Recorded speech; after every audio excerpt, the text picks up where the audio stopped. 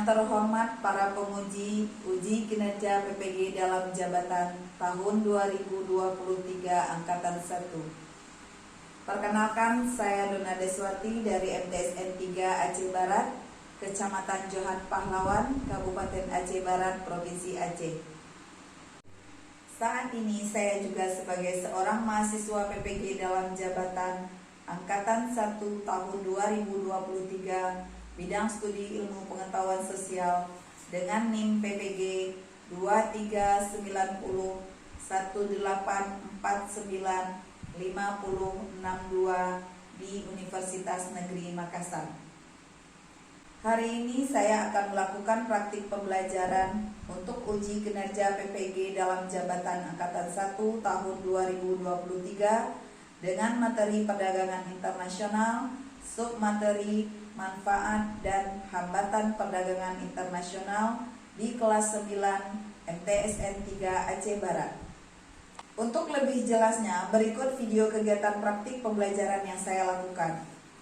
Mohon komentar dan saran untuk perbaikan pembelajaran berikutnya. Terima kasih. Assalamualaikum warahmatullahi wabarakatuh.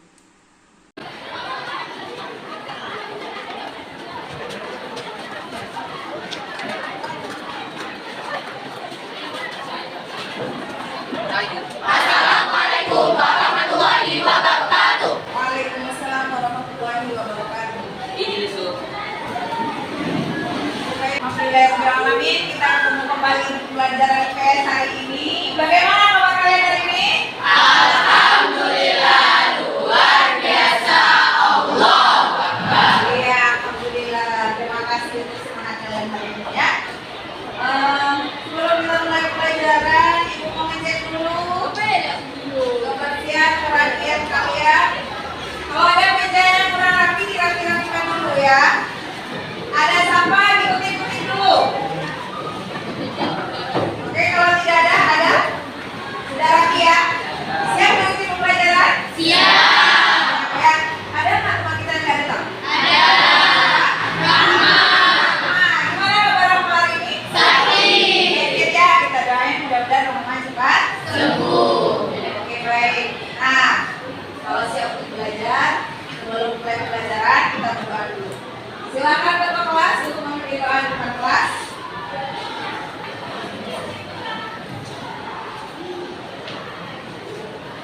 Baiklah teman-teman semua, sebelum kita memulai pembelajaran pada hari ini, marilah kita berdoa terlebih dahulu. Berdoa dimulai. Bismillahirrahmanirrahim. Rabbi shrah li sadri wa yassir li amri wahlul 'uqdatam min lisani yafqahu qawli.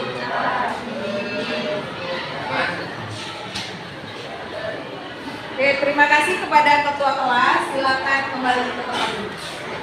Oke, siap untuk pelajaran ini? Siap. Mana semangatmu? Ini semangatku. Wah, kayaknya udah lebih semangat ya. Nah, untuk lebih semangat lagi kita ice breaking dulu ya, karena jam ini udah jam siang. Aturan ice breakingnya, Ibu akan bagi kalian menjadi 2 kelompok. Dari Bang Koyen sampai Bang Atta, ikuti aba-aba tangan Ibu. Dari Karini sampai Kak Tasya, Ibu ikuti aba-aba tangan kiri Ibu. Lagi. Kalau Ibu membuat garis vertikal, katakan MC. Kalau Ibu membuat garis horizontal, katakan 3. Paham? Paham. Kita tes ya. Perhatikan tangan Ibu. Siap? Siap. 3, 2, 1. Ensen, ensen. 3. Ensen, 3. 3. 3. Ensen, ensen, ensen. 3. Oke, terima kasih. Karena kalian tidak ada yang salah, berarti konsentrasi kalian bagus. Di pertemuan kemarin, kita sebenarnya sudah membahas sedikit mengenai perdagangan internasional. Hari ini kita akan melanjutkan materi kita mengenai perdagangan internasional, mengenai hambatan dan manfaat perdagangan internasional. Nah, Ibu mau nanya dulu nih. Siapa yang masih ingat materi kita minggu lalu? Oke, Taski, silakan. Perdagangan internasional adalah pertukaran barang yang dilakukan oleh suatu negara kepada negara lain untuk memperoleh keuntungan. Ya, yang lain ada yang masih ingat materi kita minggu lalu mengenai perdagangan internasional? Apa perbedaan perdagangan domestik dengan perdagangan internasional? Perdagangan domestik dia dinilai biaya pajak, perdagangan internasional dinilai biaya pajak. Ya, artinya barang yang kita beli dari negara lain akan kena pajak sehingga harganya akan mahal. Ya, kemudian apa yang lain? Jadi kalau perdagangan domestik standar mutunya masih SNI, kalau perdagangan internasional standar mutunya ISO. Ya, kalau kita mau jual barang-barang kita ke luar negeri harus memenuhi standar internasional yaitu adanya ISO. Kalau dalam negeri kita masih menggunakan standar yang banyak. Tapi kalau secara nasional kita menggunakan SNI ya. Apa saja produk-produk komoditas ekspor Indonesia yang masih ingat apa? Ya, yuk. Oke. Kopi ya bagus kali. Nikel. Banyak sekali Bu. Oke. Iya, terima kasih. Berarti kalian sudah paham dengan materi kemarin. Nah, untuk kita lanjutkan materi kita hari ini, silakan perhatikan dulu gambar ini. Oke, dilihat. Ini kegiatan apa? Ekspor Ya, impor. kegiatan ekspor. Nah, ini apa? Kerjasama. Ternyata akibat dari perdagangan internasional ini kita akan bisa melakukan kerjasama dengan negara lain nanti. Yang ini? Peti kemas yang bisa dibuka. Peti kemas yang nggak bisa dibuka. Kok bisa nggak bisa dibuka? Ya ini akan kita pelajari nanti. Kok bisa nggak bisa dibongkar peti kemas ini? Masih numpuk di pelabuhan ya. Nah terus ini mata uang ya. Ternyata mata uang ini akan berpengaruh terhadap perdagangan internasional ya. Ini ya kayaknya made in ini banyak di Indonesia ya. Ya. Nah di tengah seruannya barang dari luar negeri ternyata kalau kita lihat ini adalah brand-brandnya Indonesia tapi digandrungi oleh negara-negara lain. Polygon pernah dengar? Nah, di Eropa laku padahal ini adalah produk aslinya Indonesia. GT Radial untuk ban, produk turunan karet. Terry Palmer ini khusus untuk handuk. Buceri. Mungkin kalian nyangka Buceri itu merek luar ya? Ya, ternyata Buceri itu adalah brand lokal ya. Harusnya kalian juga bisa. Siapa di antara kalian yang kepengen jadi pengusaha agar barang-barangnya bisa terkenal ke negara-negara lain seperti barang-barang Indonesia ini? Ada yang mau? Ya, harusnya kita anak-anak Indonesia berusaha keras untuk menjadi seorang pengusaha untuk meningkatkan kegiatan ekspor. Mudah-mudahan kalian akan jadi seorang pengusaha-pengusaha tangguh, pengusaha-pengusaha muslim yang tangguh, yang nanti juga akan melahirkan perekonomian yang baik untuk negeri kita. Amin. Nanti ke depan kita akan belajar mengenai hambatan dan perdagangan internasional. Sebelum kita masuk materi, Ibu mulai dulu kemampuan awal kalian. Silakan kerjakan pretest dulu, link sudah dibagikan di grup. Silakan dikerjakan. Silakan dikerjakan.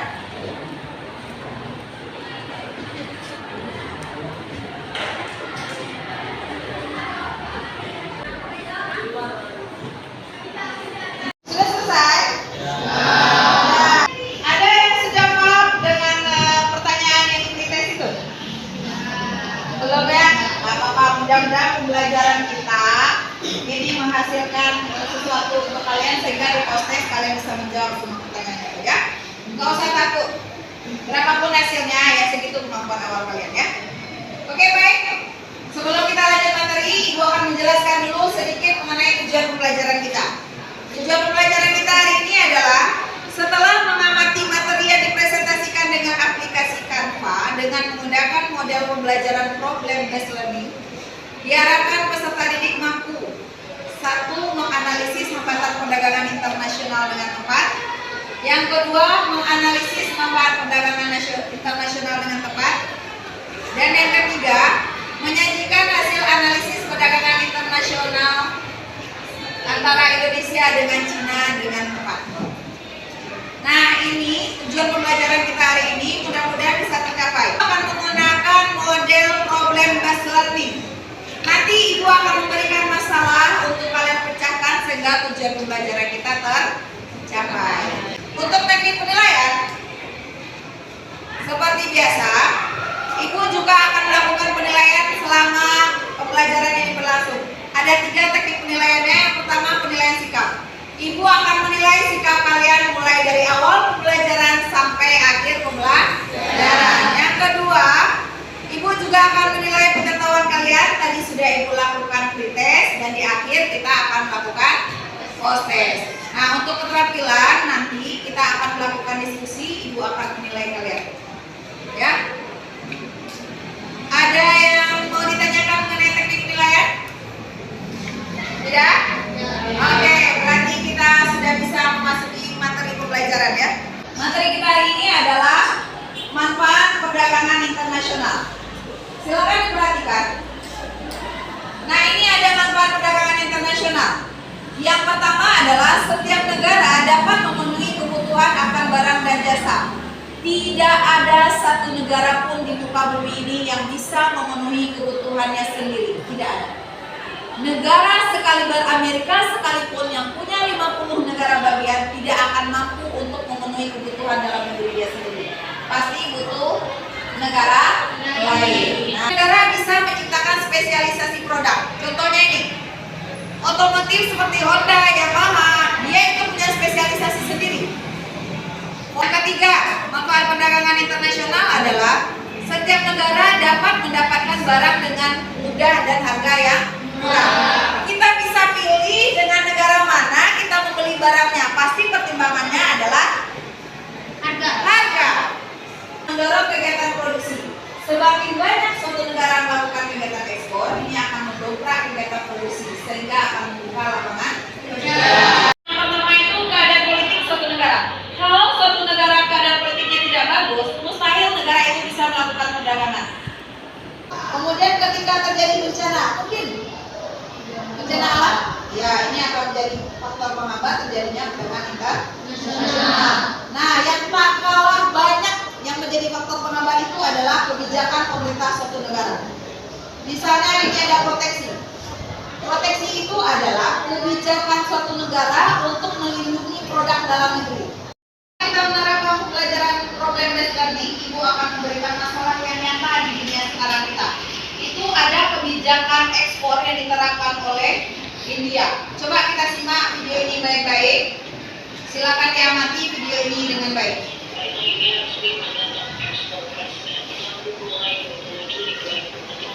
Kebijakan larangan ekspor ini ditetapkan setelah harga beras naik 3% dalam sebulan dan gagal panen di sentra-sentra produksi beras.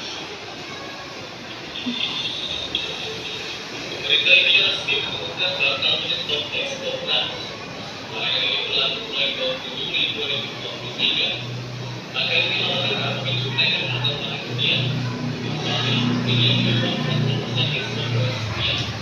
India juga menjadi negara ekspor beras terbesar dunia, khususnya Thailand dan Vietnam. Pemerintah India melakukan larangan ekspor beras 12 hari setelah harga beras naik 3% dalam. Setelah mengamati video ini, apa yang kalian mau cari tahu dan apa yang kalian tahu dari hasil video ini? Siapa yang bisa memberikan jawabannya? Silakan Pak Alif. Juli 2023 India mengeluarkan kebijakan untuk menghentikan Ya, ternyata India mulai Juli 2023 memberhentikan ekspor beras. Ada kebijakan negaranya itu memberhentikan ekspor beras. Artinya ini akan menghambat perdagangan internasional. Oke, yang lain, siapa yang bisa mengamati dari video tadi? Apa yang ditanyakan? Apa yang dapat? Ya. Apakah dengan berhentinya kegiatan ekspor beras India berpengaruh pada Indonesia? Nah, pertanyaan sangat bagus dari diri kita di rumah begini. Apakah kebijakan pemberhentian ekspor beras dari India mempengaruhi bagi Indonesia? Kira-kira berpengaruh atau tidak? Ya, pastinya akan berpengaruh kan? Nah, bagaimana nanti pengaruhnya ini akan kita jawab secara bersama-sama ya. Oke, yang lain ada lagi? Dampak negaranya, Ya. negara yang paling berdampak atas pemberhentian ekspor beras dari India dengan resiko perdagangan paling tinggi yaitu 100% adalah dari Bhutan. Lalu diikuti dengan Nepal, Langka dan Kuwait dengan persentase 90% dan di bawah 80%. Masya Allah, luar biasa. Ternyata kebijakan melarang ekspor beras India itu berdampak bagi banyak negara. Kenapa? Siapa yang masih bisa mengerti dari video tadi? Kenapa begitu besar dampak kebijakan ekspor India ini? Ya, sekian. Karena dia merupakan penyumbang beras 40% dunia. Masya Allah, tepuk tangan untuk dia ya. Masya Allah, kalian luar biasa. Kalian bisa mengerti begitu banyak fenomena yang ada di video itu. Ternyata India itu adalah penyumbang 40% pasokan beras dunia. Jadi kalau dia membuat kebijakan untuk memberhentikan mengekspor beras, ini akan banyak dunia yang terdampak. Ya, negara-negara dunia akan sedikit terjadi pergerakan ekonominya nantinya ya, karena beras ini adalah kebutuhan pokok. Sedikit saja harga beras bergeser itu akan mempengaruhi harga-harga yang lain ya. Oke, baik. Nah, mungkin banyak kalian yang pengen tahu lagi ya mengenai perdagangan internasional. Kenapa kok kebijakan itu bisa mempengaruhi suatu negara? Yang melakukannya hanyalah India, ya kan? Ternyata kok terdampak pada yang lain.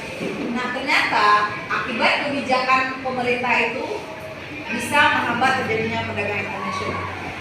Nah, mungkin untuk menjawab pertanyaan-pertanyaan seperti tadi, apakah Indonesia terdampak? Tanyanya Kak Dini, itu kita bisa jawab.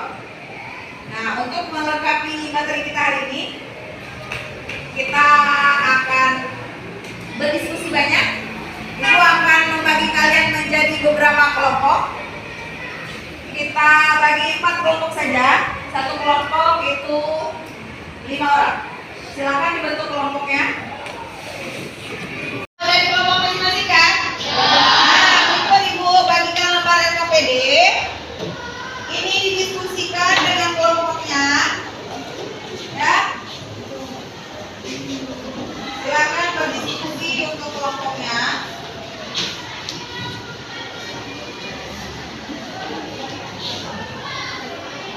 Oke, silakan diperhatikan. Sebelum melakukan kegiatan diskusi, ibu minta kalian menunjuk ketua, notulen, pembicara untuk nanti presentasi, ya. Silakan diperhatikan lembar KPD-nya. Kan kalian tadi sudah mengamati video, ya. Kemudian kalian bisa mengisikan analisis kalian setelah melakukan diskusi mengenai pertanyaan yang ada di LKPD. Kalian boleh mencari bahan di internet, dari buku, ya, boleh. Gunakanlah sumber-sumber lain untuk menjawab semua pertanyaan di LKPD. Oke, silakan. Kalau ada yang tidak mengerti, silakan ditanyakan kepada ibu, ya. Sudah mulai mencari ya? Ada kendala? Ya, nanti boleh dicari ya, kalau memang kurang bahannya di buku, kalian boleh buka internet ya. Nah, cari solusi terbaik untuk masalah yang kalian hadapi di LKPD itu. Oke? Ya, nanti kalau ada yang kurang ngerti boleh ditanyakan ke ibu ya. Kelompok kalian bagaimana? Ya.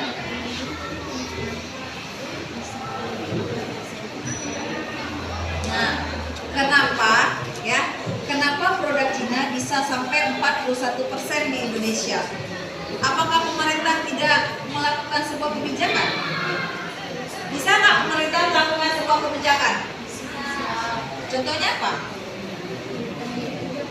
Iya, menaikkan tarif pajak. Apa lagi?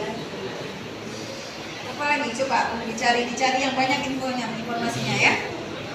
Sehingga ini bisa ditekan. Ini angka 41% itu cukup besar itu. Apakah produk Indonesia tidak ada sebagai barang penggantinya? Nah, harusnya ada. Ya.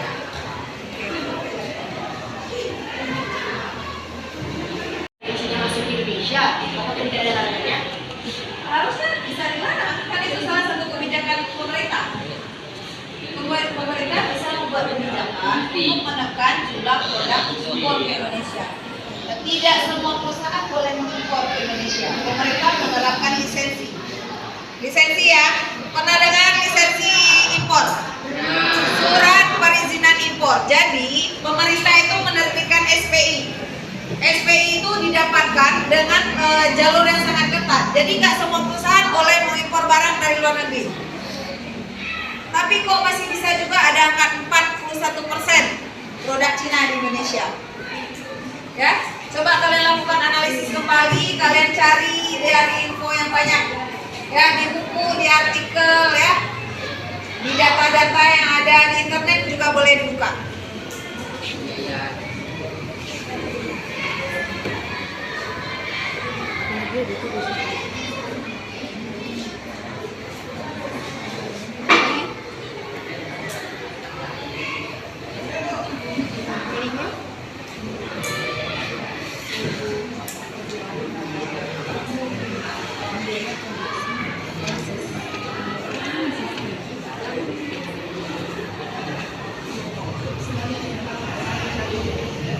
Gimana kalau kalian sudah selesai pesanan laporannya? Tinggal nomor 2. Yang nomor 3 sudah? Sudah. Dibantu nggak ngerjainnya? Tulis aja. Dibantu ya? Dicari ya? Di mana dicari? Di bahan aja, di buku, di artikel ya. Itu silakan memberikan pendapat yang banyak ya. Biar solusi terbaiknya ada. Nomor 4 itu kalian diminta untuk mencermati lebih baik lagi ya. Apa yang bisa kalian lakukan ya? Dikerjakan dengan sebaik-baiknya. Laporannya juga harus bagus. Nanti akan dilakukan penilaian ya.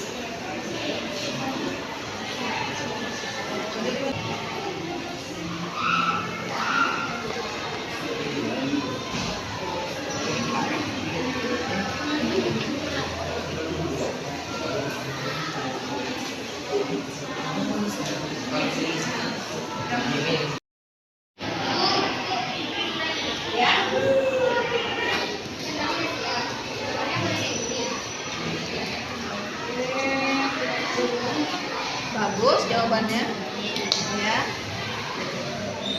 Nah ini nanti bisa dijelaskan ke teman-teman ya. Berarti kalian udah selesai ya? Ya, Bu. Mungkin ada yang mau ditambahkan lagi, boleh. Kalau masih mau menambahkan boleh. Ini hasilnya sudah bagus ya. Oke, Bu. Oke, terima kasih untuk kerjasamanya ya.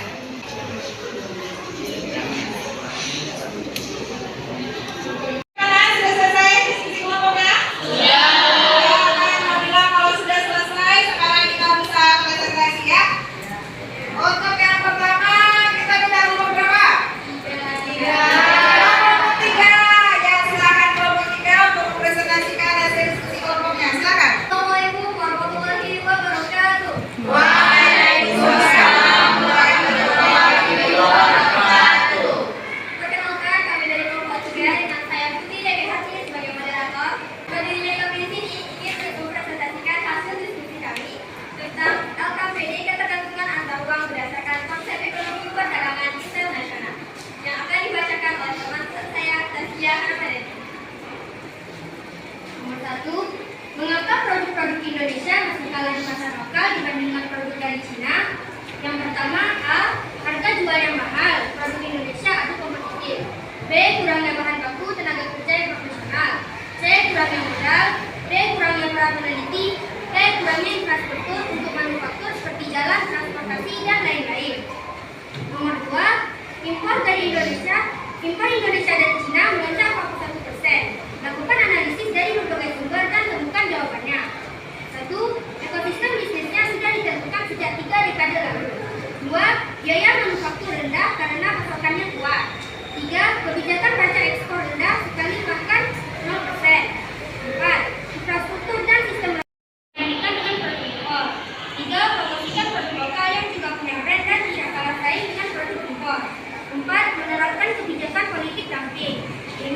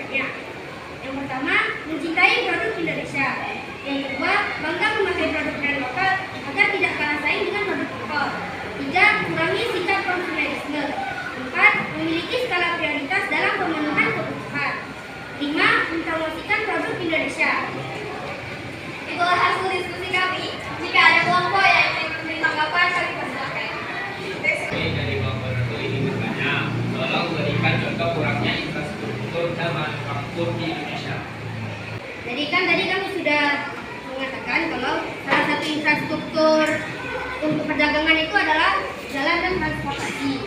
Jadi salah satu transportasinya itu kan kapal laut. Di Indonesia ini pelabuhan itu masih banyak digunakan untuk perdagangan domestik. Kalau untuk perdagangan internasional itu masih sedikit pelabuhannya, karena kita pelabuhan yang ramai di Indonesia itu cuma di titik-titik tertentu aja, kayak pelabuhan Merak gitu kan.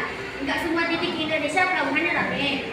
Terus kalau untuk jalan, jangankan untuk berdagang internasional, untuk menghubungkan daerah antar Indonesia aja masih belum terlalu efisien. Jadi itulah hambatannya. Ya, betul sekali, boleh tepuk tangan. Ya, benar. Kurangnya infrastruktur untuk manufaktur Indonesia ini menyebabkan produk Indonesia kalah saing. Di Indonesia kita tahu, walaupun Indonesia negara kepulauan, tapi pelabuhan kita, pelabuhan penting Indonesia itu belum banyak memberikan manfaat besar untuk perdagangan internasional. Hanya pelabuhan tertentu di Indonesia yang masih melakukan perdagangan internasional. Sebutlah itu Tanjung Priok, apalagi Tanjung Perak. Di Medan apa? Labuan Belawan. Labuan Belawan, iya. Nah ini harus ditingkatkan oleh Indonesia agar bisa untuk lebih memberikan manfaat dalam perdagangan internasional. Apakah boleh saya menambahkan? Boleh. Perkenalkan kami dari kelompok 2. Di sini saya akan menambahkan tanggapan pada nomor 2, yaitu Indonesia dan Cina melonjak 10%, lakukan analisis dari berbagai sumber dan metodologinya. Setelah diskusi panjang dari kelompok kami, ternyata Cina meletakkan politik dumping. Cina memasarkan produk dalam jumlah besar dan berkualitas, lalu menjualnya lebih murah daripada negara sendiri dengan tarif 0% kepada negara-negara lain. Itulah tanggapan dari saya. Terima kasih. Wassalamualaikum warahmatullahi wabarakatuh. Ya, tanggapan yang sangat baik dari kelompok 2. Ya. Mungkin ada yang mau ditanggapi dulu? Terima kasih atas masukannya kelompok 2. Sebelumnya kami belum pernah diskusi. Ya, oke baik, betul sekali yang disampaikan oleh kelompok 2. Ternyata selain Jepang, Cina juga menerapkan politik dumping untuk kegiatan perdagangan internasionalnya. Cina bisa menjual barang-barangnya ke luar negeri dengan harga yang lebih murah daripada dalam negeri, sehingga produk-produk Cina itu banjir di banyak negara di dunia. Selain itu juga Cina itu bahkan bisa memberikan tarif 0% untuk kegiatan ekspornya. Jadi tidak ada halangan untuk mereka. Biaya produksinya bisa turun sehingga produknya kompetitif bersaing di perdagangan internasional. Oke, silakan. Masih ada lagi?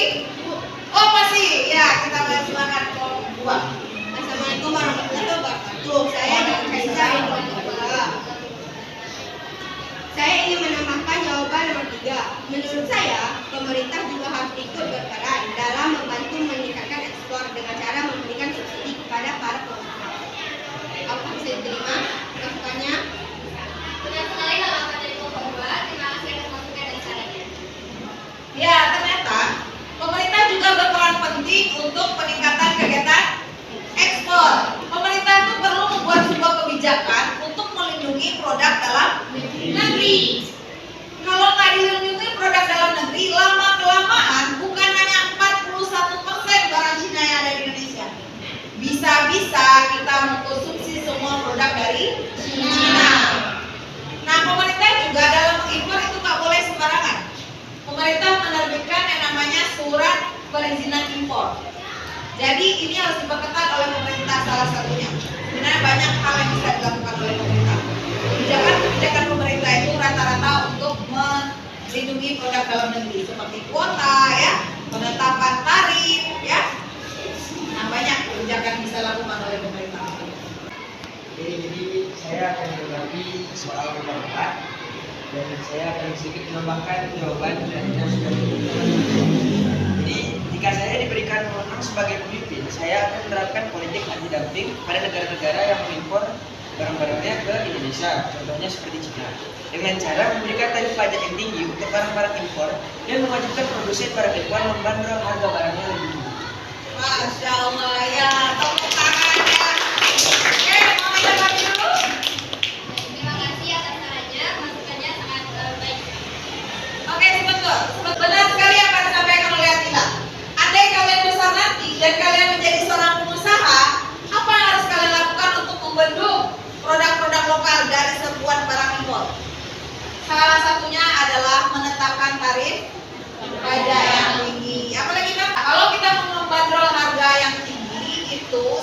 dengan kualitas produk kita ya. Lakukanlah pemrosesan memproduksi barang dengan kualitas yang bagus dan harga bersaing. Mudah-mudahan ke depan kita bisa melakukan ini untuk Indonesia. Dan cintailah produk-produk Indonesia ya. Fasilitasi dari kami, mohon maaf bila ada kesalahan baik dari perkataan maupun perbuatan. Wassalamualaikum warahmatullahi wabarakatuh. Waalaikumsalam warahmatullahi wabarakatuh. Oke, baik. Sudah semua kelompok tampil kan? Kita sudah tahu banyak mengenai manfaat perdagangan internasional ya. Siapa yang bisa menyebutkan apa kesimpulan pembelajaran kita hari ini? Silakan. Yaitu beberapa kebijakan nasional yang berbeda seperti pembatasan jumlah barang yang impor. Kedua, proteksi perdagangan yaitu kebijakan pemerintah untuk membatasi ekspor barang yang datang. Proteksi mengambil berbagai bentuk seperti tarif, kuota, pelabelan, subsidi, persyaratan keamanan dan kesehatan produk. Iya, kasih tepuk tangan untuk Putri. Ya, jadi ada kebijakan suatu negara yang berbeda dengan negara lain ini akan menghambat seperti pelarangan ekspor, impor, pembatasan jumlah, penetapan tarif dan sebagainya ya. Oke, selanjutnya ada yang bisa memberikan kesimpulan pembelajaran kita? Ya, silakan Debu. Jadi manfaat perdagangan internasional yang pertama adalah menjalin persahabatan antar negara, yang kedua adalah memperoleh barang tidak diproduksi di negara sendiri. Faktor yang mengaruhinya adalah tingkat penguasaan iptek dan sumber daya manusia. Lalu ada memperluas dan mentransfer teknologi modern dari negara-negara lain. Iya, betul. Tepuk tangan untuk Debu. Nah, ternyata besar manfaatnya ketika kita melakukan perdagangan internasional. Andai kita tidak melakukan perdagangan dengan negara lain, mustahil kita bisa memenuhi kebutuhan dalam negeri kita. Indonesia walaupun 3 tahun ini sudah bisa swasembada beras, ternyata masih juga mengimpor beras dari negara lain untuk kepentingan tertentu. Oke, ada yang lain yang bisa menambahkan kesimpulannya? Iya, silakan lihat. Kita itu kebijakan pemerintah untuk membatasi jumlah ekspor dan impor di suatu negara. Ya, kuota itu adalah kebijakan pemerintah untuk membatasi jumlah barang yang akan diekspor dan diimpor agar melindungi perdagangan dalam negeri. Oke? Paham sampai pembelajarannya sampai di sini? Paham ya? Ya, baik. Ibu mau mengukur seberapa capaian pembelajaran kita hari ini, ya? Setelah kita menarik kesimpulan, kita akan melihat bagaimana progres kalian dari pretest ke posttest. Kita akan kerjakan posttestnya. Ibu berharap kalian mendapatkan nilai yang bagus setelah pembelajaran berlangsung.